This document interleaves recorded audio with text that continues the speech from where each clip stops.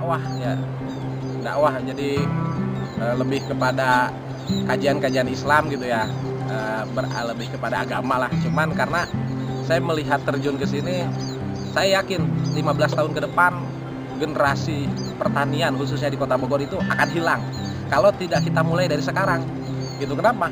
Dari apalagi khususnya generasi milenial gitu ya, dari misalkan 100 orang itu yang untuk mencangkul aja mereka nggak bisa, untuk mengolah lahan gitu ya itu nggak bisa, bahkan mereka cenderung menggunakan petani. Nah sedangkan dalam dunia pertanian ini yang paling utama itu adalah yang paling utama itu adalah olah lahan gitu sih.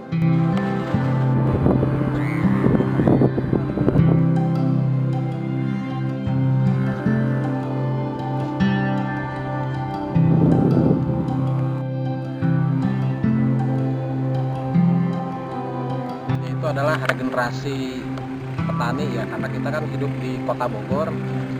Nah hampir mayoritas orang Kota Bogor tuh karena memang lahannya susah gitu ya, dan memang jarang ada lahan, yaitu pertanian jadi agak tersingkirkan.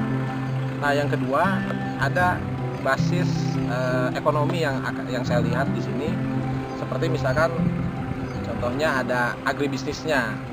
Dalam kenapa saya terjun di sini, karena ada 2 poin yang sudah saya pahami. Yang pertama tentang budidaya pertanian khususnya cabai, yang kedua adalah agribisnisnya.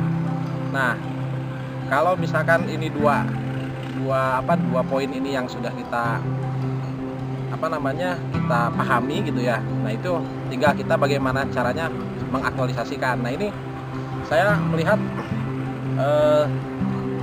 pertanian ini salah satu dampak ekonomi yang sangat kuat, bahkan bisa melaju kepada inflasi kalau petani khususnya misalkan cabai gitu ya, mereka ada cuaca terus di jalan, apalagi di Jawa misalkan basis pertaniannya agak sedikit.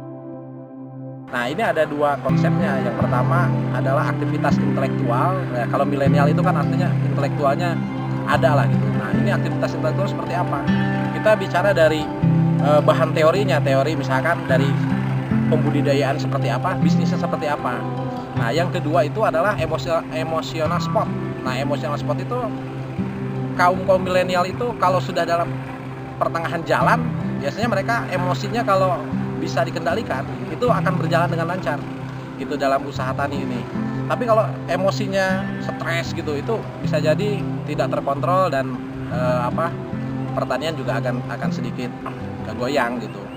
Nah itu sih yang kenapa kita harus terjun di pertanian itu.